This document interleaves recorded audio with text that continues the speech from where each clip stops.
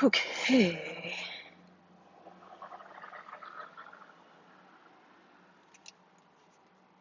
Not sure where in the sentence left off. Um,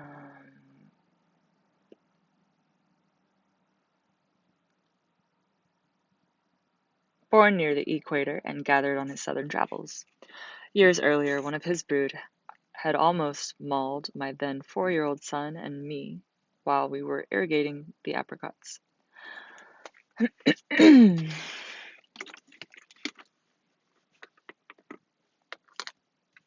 juice.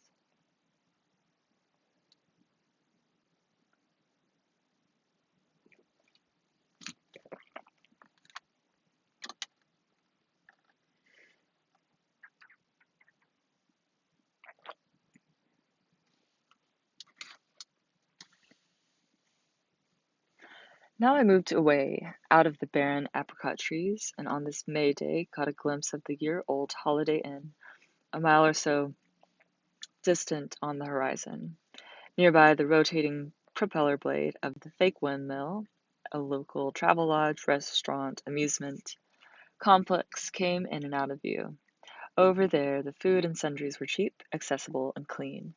All these new nearby establishments on the freeway, even if for the wrong reasons, nevertheless did their part to help make this present democracy work. But I knew from the Greeks that farmers are by nature not, and have never been, radical democrats. They would rather have had the vineyard than have it plowed under for Walmart, even if that meant that the masses would have to do with less. Classical Athens was not their city. They were folk of an earlier, timocratic polis of landowning hoplites, Hoplites, Thebes, Argos, archaic Athens, or Elis. Agrarians' great strength has always been their autonomy, their distrust of materialism, and the chauvinism of those with both feet on ancestral ground. Our flaw, we are not altogether tolerant of either the serf or his master, and so for rather ancient reasons we distrust those who both shop at and profit from things, such as Taco Bell and Payless. Even at the edge of the orchard, I could not count all the franchises by the freeway. So for relief, I began to look for the mountains. Although I was standing with an uninterrupted view,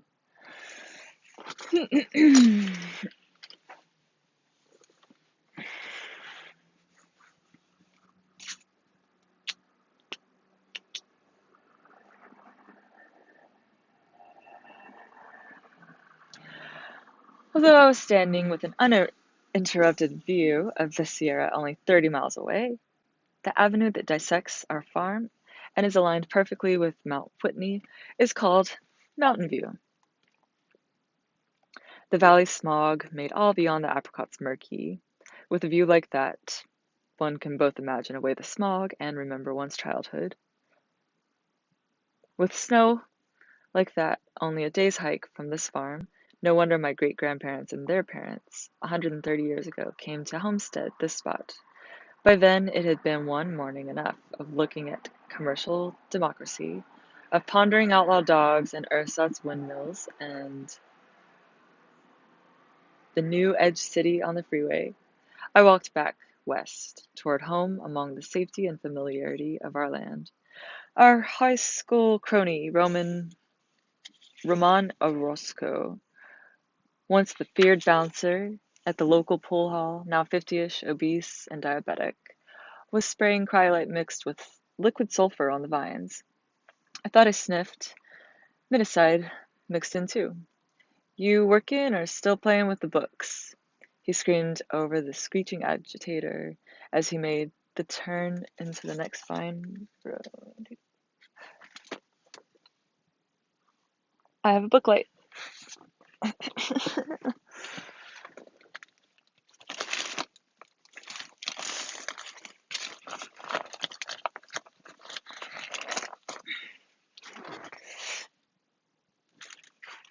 I have a number of book lights, but then it's like Which one? Do I have one with me? Do I have my favorite one with me? Yes, I do. Oh, it's so bright. So bright. Oh, it's getting so humid.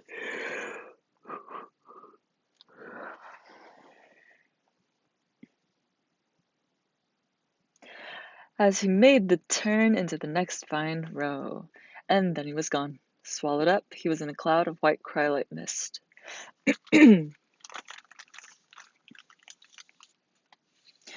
At least it is mined from the ground, I thought. My cousin sort of waved.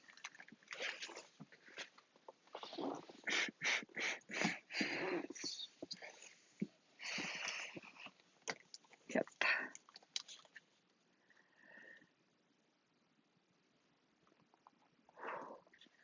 My cousin sort of waved as he piled up dead vines from the 100-year-old vineyard we had just bulldozed. Robert and Eddie Aragon were repairing 50-year-old broken wooden ladders and looking to see if I was watching their job. I wasn't. My twin brother was in town engaged with the bank, and I put that particular thought out of my mind immediately.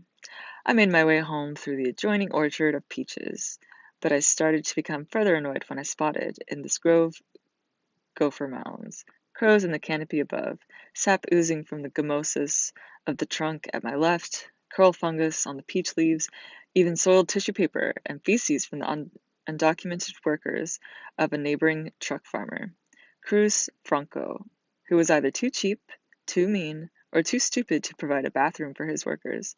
Enough battles for a week, all these. At that point, as I picked up my pace and finally entered the house yard, I began to wonder just who were all these enemies of agriculture, and what wisdom arises from the battle against them. By noon, I was at the desk and had scribbled out a typology of all these morning foes and more. I recalled the pit bulls barking, the two foul neighbors eyeing me suspiciously in our orchard, the rig's toxic mist rising about Ramon.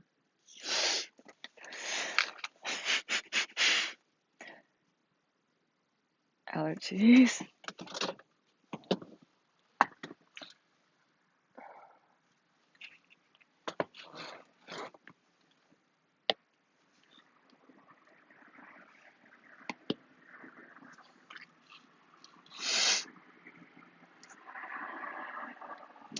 And the dead vines, soon to go up in flames.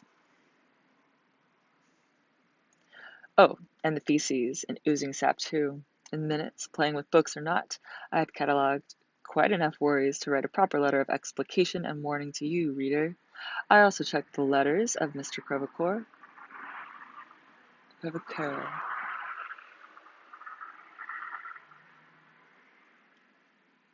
only to learn that he too was aware somewhat haphazardly of the foe's presence. 200 years ago, he had called them the enemies of farming. The enemies of farming. That's how it goes. While I have lived on this farm most of my 45 years, it has now been only a few hours since my knowledge of the war against the farmers' adversaries has become clear to me in any systematic way. So I record this rogues gallery, as it seems to me after my morning walk.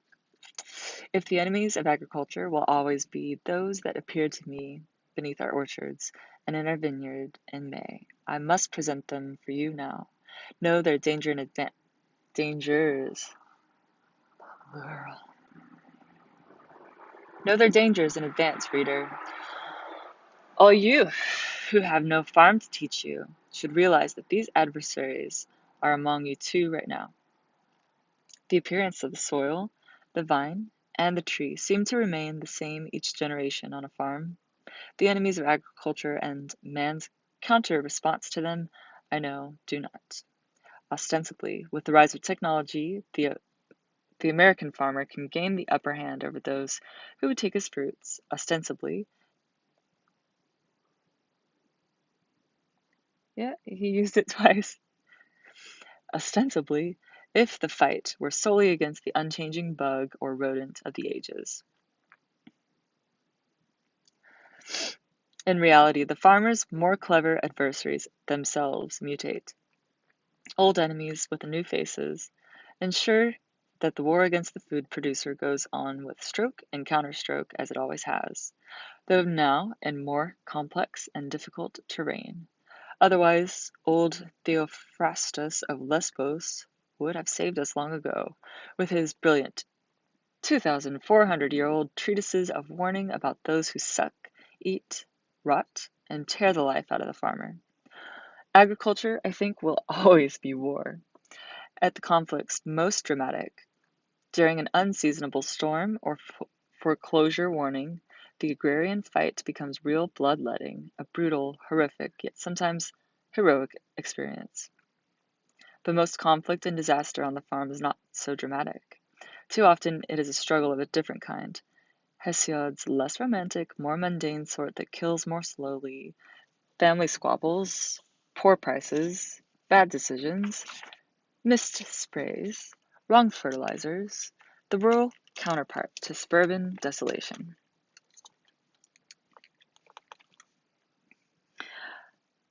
I confess, farming is mostly a prosaic, dirty, and petty backwater skirmish against a nature that would insidiously deny the farmer his power to raise up food from the ground. Often the Hydra's heads are not even grotesque.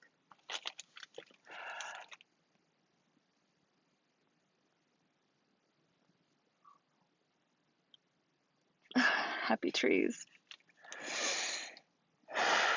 But because farming involves nature and so remains always the most basic elemental conflict, both epic and guerrilla, there are clear enemies of agriculture, sensational and ordinary alike.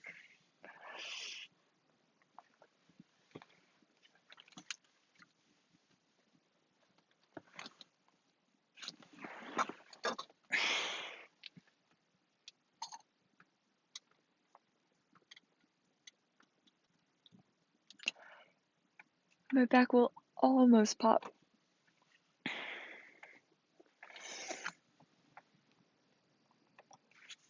Yep. Still just almost.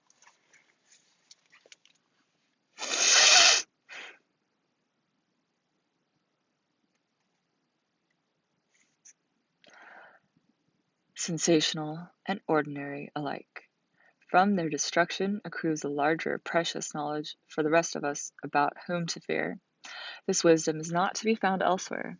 It is in no great book that I have read, on the lips of no professor, prophet, or French savant. It is not to be found with them and their work, because unlike most other occupations in the history of civilization, in farming both man and nature conspire hourly to thwart the agrarian. Oh. The farmer's plight is a physical contest in which he can see, smell, hear, and thus be one with his tormentors any hour he pleases. To the Greeks, who believed in the acquisition of knowledge through pain, Aeschylus, pathemathos.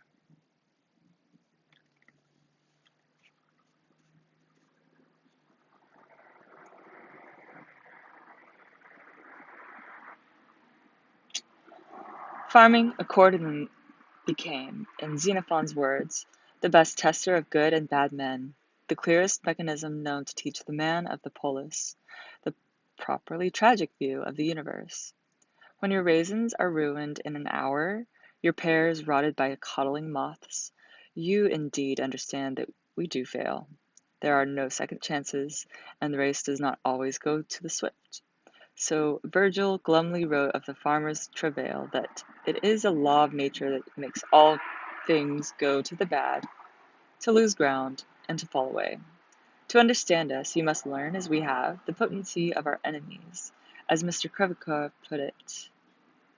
Now, if you unite the damages which we yearly suffer from all these enemies, to the badness of our fences, to the want of subordinate workmen, to the high price of our labor, to the ignorance of our tradesmen, to the severities of our winters, to the great labors we must undergo, to the celebrity with which the rapid seasons hurry all our rural operations, you'll have a more complete idea of our situation as farmers than you had before.